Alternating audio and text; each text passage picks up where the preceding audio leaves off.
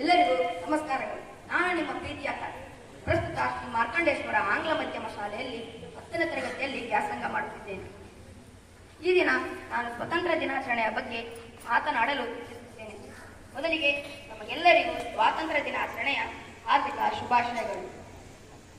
ಇವತ್ತು ನಮ್ಮ ದೇಶದ ಪ್ರತಿಯೊಬ್ಬ ನಾಗರಿಕನಿಗೆ ಬಹಳ ಪ್ರಮುಖವಾದ ದಿನ. ಆಗಸ್ಟ್ 15, 1947ರಂದು ನಮ್ಮ ದೇಶ ಸ್ವತಂತ್ರವಾಯಿತು. ಅದರ ಸವಿನೆನಪಿಗಾಗಿಯೇ ನಾವು ಪ್ರತಿ ವರ್ಷ ಸ್ವಾತಂತ್ರ್ಯ ದಿನಾಚರಣೆಯನ್ನು ಆಚರಿಸುತ್ತೇವೆ.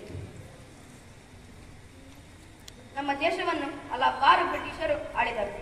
ಆದರೆ ಇವರಲ್ಲಿ ಇಂಗ್ಲಿಷರೇ ಸರಿ ಸುಮಾರು 200 ವರ್ಷಗಳ ಕಾಲ ಆಳ್ವಿಕೆ ನಡೆಸಿ ನಮ್ಮನ್ನು ದಾಸಿತ್ವದಲ್ಲಿ ನೂಕಿದ್ದರು. ದೇಶ ನಮ್ಮದು, ಭೂಮಿ ನಮ್ಮದು, ಉಸಿರಾಡುವ ಗಾಳಿಯೂ ನಮ್ಮದು. ಆದರೂ ನಾವು ಬ್ರಿಟಿಷರು ಹೇಳಿದಂತೆಯೇ ಕೇಳಬೇಕಾಗಿತ್ತು. ಇದಕ್ಕೆ ನಮ್ಮ ದೇಶದ ಅಂದಿನ ನಾಯಕರು ಚಿಂತನೆ ನಡೆಸಿ ಬ್ರಿಟಿಷರ ವಿರುದ್ಧ ದೇಶದ ಸ್ವಾತಂತ್ರ್ಯಕ್ಕಾಗಿ ಹೋರಾಟಕ್ಕೆ ಧುಮುಕಿದ್ದರು.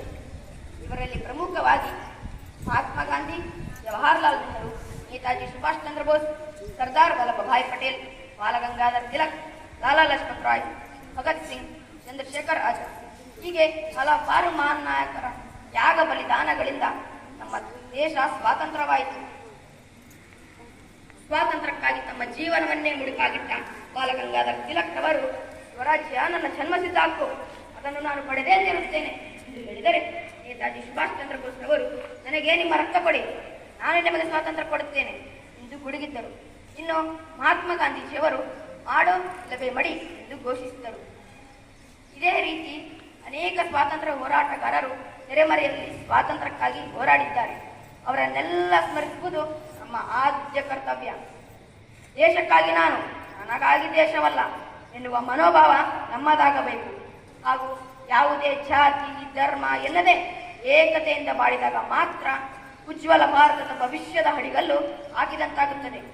ಮತ್ತೊಮ್ಮೆ ಮಗದೊಮ್ಮೆ ತಮಗೆಲ್ಲರಿಗೂ ಸ್ವಾತಂತ್ರ್ಯ ದಿನಾಚರಣೆಯ ಆರ್ಥಿಕ ಶುಭಾಶಯಗಳನ್ನು ಅರ್ಪಿಸುತ್ತಾ ನನ್ನ ಮಾತುಗಳಿಗೆ ವಿರಾಮ ನೀಡುತ್ತಿದ್ದೇನೆ.